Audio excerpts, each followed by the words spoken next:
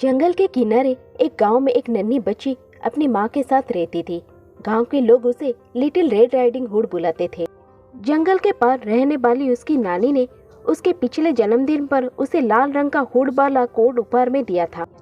वो जब भी घर से बाहर निकलती वो हुड वाला कोट जरूर पहनती थी, इसीलिए उसका नाम लिटिल रेड राइडिंग हुड पड़ गया था। एक दिन उसकी माँ को खबर मिली कि लिटिल रेड राइडिंग हुड की नानी बीमार है। उसने झटपट गर्मा गर्म सूप बनाया और खाना तैयार किया। फिर रेड राइडिंग हुड से कहा कि वो अपनी नानी के घर जाकर उन्हें सूप और खाना देकर आए। लिटिल रेड राइडिंग हुड अपना पसंदीदा लाल रंग का हुड वाला कोट पहनकर नानी के घर जाने के लिए तैयार हो गई। उसकी माँ एक बास्केट में सूप और खाना रखकर रेड राइडिंग को देते हुए बोली, देखो मेरी बच्ची, यहाँ से निकलकर सीधा नानी के घर जाना, रास्ते में कहीं मत रुकना, किसी अजनबी से बिल्कुल बात मत करना। लिटिल रेड राइडिंग हुड ने माँ को विश्वास दिलाया कि वो सीधे नानी के घर जाएगी और उन्हें सूप और खाना देकर शाम तक वापस आ जाएगी। बास्केट हाथ में उठाए रेड राइडिंग हुड चल पड़ी। उछलते कूदते नाचते गाते वो नानी के घर की ओर चली जा रही थी। रास्ते में जंगल पड़ा। जब वो जंगल पार करने लगी तो झाड़ियों के पीछे छुपे एक दुष्ट भेड़िए की नजर उस पर पड़ गई। उसके मुंह में पानी आ गया। वो बास्केट में रखे खाने के साथ साथ लिटिल रेड राइडिंग हुड को भी खाने के लिए मचलने लगा। उसने झाड़ियों के पीछे से लिटिल रेड राइडिंग हुड को आवाज दी, ओ नन्ही बच्ची, कहाँ जा रही हो? लिटिल रेड राइडिंग हुड ने पलटकर देखा तो झाड़ियों के पीछे खड़े भेड़िए को देखकर डर गई, लेकिन भेड़िया बहुत चालाक था। वो बड़े ही प्यार से बोला, डरो मत बच्ची, मैं तुम्हें कुछ नहीं करूँगा, बस तुम मुझे बड़ी प्यारी लगी, इसीलिए तुमसे बात करने का मन हुआ। बताओ तो सही, कहाँ जा रही हो? मैं अपनी नानी के घर जा रही हूँ, वो बीमार है, मुझे उनको सूप पिलाना है और खाने का सामान भी देना है, लिटिल रेड राइडिंग हुड बोली।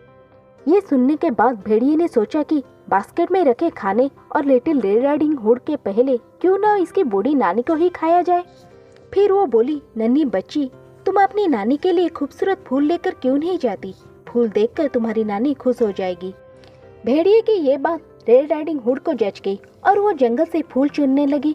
इस बीच भेड़िया भागकर उसकी बूढ़ी नानी के घर पहुंच गया और उसे जिंदा ही निकल गया। फिर उसका स्कार्फ बांधकर कंबल ओढ़कर बिस्तर पर लेट गया। इधर फूल चुनकर लिटिल रेड राइडिंग हुड अपनी नानी के घर पहुंची। दरवाजा खुला हुआ था। वो अंदर गई तो देखा उसकी नानी बिस्तर पर लेटी हुई है। लिटिल रेड राइडिंग हुड इस बात से अनजान थी कि भेड़िया उसकी नानी को निगलकर खुद बिस्तर पर लेट गया है। वो बिस्तर के पास गई और बोली, नानी, अब तुम्हारी तबीयत कैसी है? मैं ठीक हूँ, भेड़िए कंबल ओढ़े हुए ही बोला।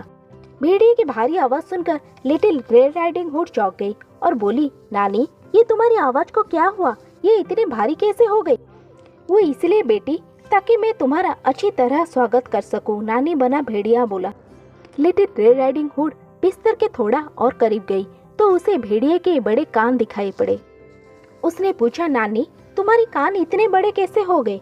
वो इसलिए बेटी, ताकि तुम्हारी आवाज मैं अच्छे से सुन सकूं।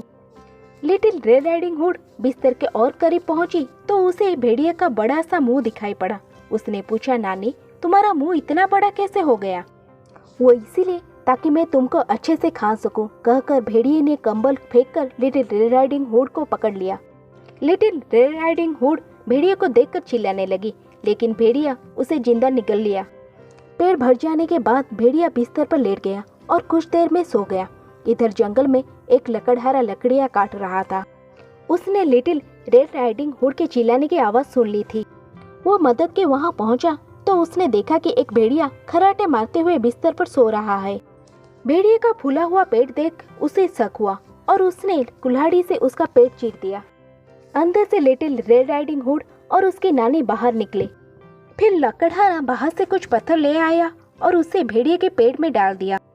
लिटिल रेड राइडिंग हुड और उसकी नानी ने भेड़िए का पेट सील दिया। फिर वे तीनों छुप गए। कुछ देर बाद भेड़िया उठा। उसे बहुत जोरों की प्यास लग रही थी। प्यास बुझाने वो नदी के ओर जाने लगा। लकड़हारा उसका पीछा करने लगा। नदी पहुंचकर भेड़िया जैसे ही पानी पीने के लिए झुका, पत्थरों के बोझ के कारण खुद को संभाल नहीं पाया और नदी में गिरकर डूब गया। लकड़हारे ने जाकर लिटिल रेड राइडिंग हुड और उसकी नानी को भेड़िए की नदी में डूबने की बात जाकर बताई। दोनों ने लकड़हारे को धन्यवाद दिया क्योंकि उसकी वजह से उन दोनों की जान बच पाई थी। लिटिल रेड राइडिंग हुड को एहसास था कि माँ की बात ना मानने के कारण ही आज उसके साथ साथ उसकी नानी की भी जान पर बन आई थी। उसने फैसला किया कि वो हमेशा बड़ों का कहना मानेगी